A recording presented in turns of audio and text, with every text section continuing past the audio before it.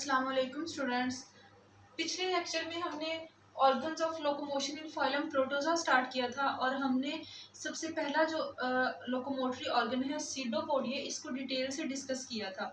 और आज हमने फ्लैजेला और सीलिया को, इनका स्ट्रक्चर पढ़ना है डिटेल से और इनका फंक्शन, और ये भी पढ़ना है कि ये कौन कौन सी स्पीशीज़ में पाया जाता है और इनका फंक्शन परफॉर्म करते हुए, लोकोमोटरी फंक्शन जो है वो परफॉर्म करते हुए ये किस तरह से मूव करता है और इनके स्ट्रक्चर में कौन कौन सी चेंजिंग्स आती हैं। तो सबसे पहले देखते हैं फ्लैजेला। तो फ्लैजेला जो है ये ज़्यादातर आपने छोटी क्लासेस में भी पढ़ा होगा कि यूग्लिना के स्ट्रक्चर में पाया जाता है। ये इलोंगेटेड होता है, थ्रेड लाइक स्ट्रक्चर होता है, इस तरह से ये शो होता है। अगर हम इसको ड्रॉ करें, ये किसका स्ट्रक्चर है? यूग्लिना का। यूग्लिना में फ्लैजेला होता है। अब इसका स्ट्रक्चर डिटेल से देखने के लिए इसका हम ट्रांसफर सेक्शन लेंगे। ट्रांसफर सेक्शन क्या होता है? अगर सपोज ये एक फ्लैजेला है, फ्लैजेला को हम इस तरह से कट करेंगे तो ऐसे करके हम देखेंगे तो हमें इसका एक ट्रांसफर सेक्शन नज़र आ रहा होगा जो कि सर्कल की फॉर्म में होगा। इसी तरह से इसको हम कट करेंगे और इसका ट्रांसफर सेक्शन लेंगे तो हमें ये इस तरह सर्कल की फॉर्म में नज़र आ रहा होगा। फिर इसमें हम देखेंगे कि कौन कौन से स्ट्रक्चर्स होते हैं। तो इसमें देखते हुए यहाँ पे देखते हैं कि सेंट्रल में सेंट्रल फाइबर्स होते हैं जिनका एक पेयर होता है, और पेरिफेरल रीजन में इसकी सर्कल की साइड्स पे पेरिफेरल फाइबर्स होते हैं जो कि 9 पेयर की फॉर्म में होते हैं, 9 पेयर्स होते हैं। और इनको हम पेरिफेरल फाइबर्स भी कहते हैं या फिर हम इनको माइक्रोट्यूब्यूल्स भी कहते हैं। क्या कहते हैं हम इनको? माइक्रोट्यूब्यूल्स या फिर पेरिफेरल फाइबर्स। और ये प्रोटीन ट्यूबुलिन से मिलकर बने होते हैं। तो इस स्ट्रक्चर को अगर हमने सिंपली फार्मूले की फॉर्म में लिखना हो तो हम इसको 9+2 की फॉर्म में भी लिख सकते हैं, 9+2 की फॉर्म में। और ये जिस स्ट्रक्चर से ओरिजिनेट हो रहे होते हैं, इनका जो बेसल बॉडी होगी या जो इनकी बेस होगी जहाँ से ये ओरिजिनेट हो रहे होते हैं, उसको हम काइनेटोस्टोम कहते हैं।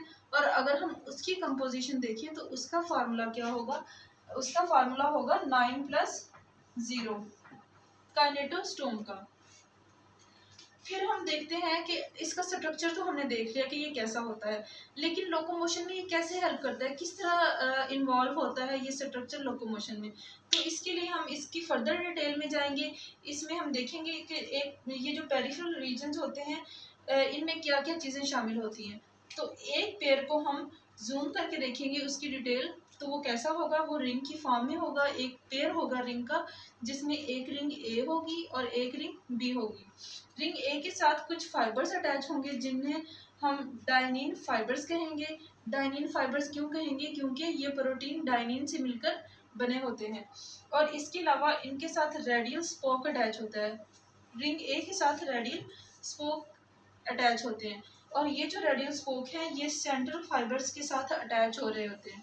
और इनकी अटैचमेंट और डीअटैचमेंट की वजह से फ्लैजेला जो है उसमें मूवमेंट शो होती है। अब हम इसमें ये देखते हैं कि और मूवमेंट इसमें कैसे होगी। जब भी कोई मूवमेंट होनी हो, जब भी फ्लैजेला ने अपनी फूड की तरफ मूव करना हो, तो वो कौन से फैक्टर्स होंगे, वो क्या चीज़ होगी जिसकी वजह से फ्लैजेला मूव करेगा, और फ्लैजेला की मूवमेंट की वजह से यूग्लिना भी मूवमेंट करेगा। तो वो क्या होगी? ये डायनीन फाइबर्स जो हैं वो इसमें रोल प्ले करते हैं।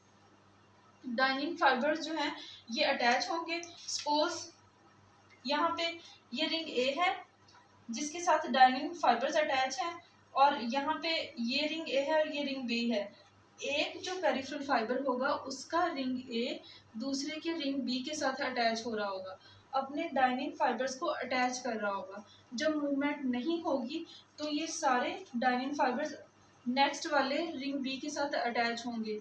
लेकिन जब मूवमेंट होनी होगी, जब भी ऑर्गेनिज्म को फूड कहीं पे नज़र आएगी, उसको स्टिमुलस मिलेगी, तो वो क्या करेगा?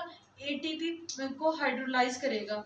एक एंजाइम एटीपी को किस में कन्वर्ट कर देगा? एटीपी को एडीपी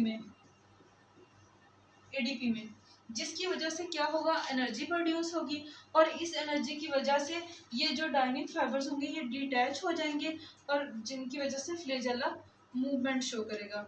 तो ये इसका फंक्शन था जिसकी वजह से फ्लैजेला जो है वो मूवमेंट शो कर रहा होगा। अब हम इसमें नेक्स्ट देखते हैं कि ये जो फ्लैजेला है, क्या ये ज़रूरी है कि ये एक ही साइड पे हो बॉडी के, ये दूसरी ऑपोजिट साइड पे नहीं हो सकता? तो ऐसा ज़रूरी नहीं है। फ्लैजेला जो है वो एंटीरियर साइड पे भी हो सकता है और पोस्टीरियर साइड पे भी हो सकता है। तो इस बेस पे हम इसकी 2 टाइप्स हैं, जिसे हम कहते हैं ट्रैक्टिला और पल्सिला। जब फ्लैजेला बॉडी की एंटीरियर साइड पे होगा तो उससे हम क्या कहेंगे? ट्रैक्टिला कहेंगे। और जब बॉडी की पोस्टीरियर साइड पे होगा तो उससे हम क्या कहेंगे? पल्सिला कहेंगे। जब एंटीरियर साइड पे होगा तो फ्लैजेला बीट करेगा, मूव करेगा, जिसकी वजह से ऑर्गेनिज्म भी उसी डायरेक्शन में मूव करेगा जिस साइड पे फ्लैजेला मूव कर रहा होगा। लेकिन पल्सिला में क्या होगा कि फ्लैजेला जो होगा वो पोस्टीरियर साइड पे होगा, बॉडी की बैक साइड पे होगा। यहाँ पे जैसे फ्लैजेला बीट करेगा, लैश लाइक मूवमेंट शो करेगा, तो ऑर्गेनिज्म फॉरवर्ड मूव करेगा, फ्लैजेला इस साइड पे होगा। और एज कम्पेयर टू पल्सिला, ट्रैक्टिला में क्या था कि फ्लैजेला जो था वो एंटीरियर साइड पे था, यहाँ पे मूव करेगा और बॉडी भी उसी साइड पे मूव करेगा। तो ये डिफरेंस था ट्रैक्टिला में और पल्सिला में। यहाँ पे एक और टर्म आती है मेस्टिगोनीम्स।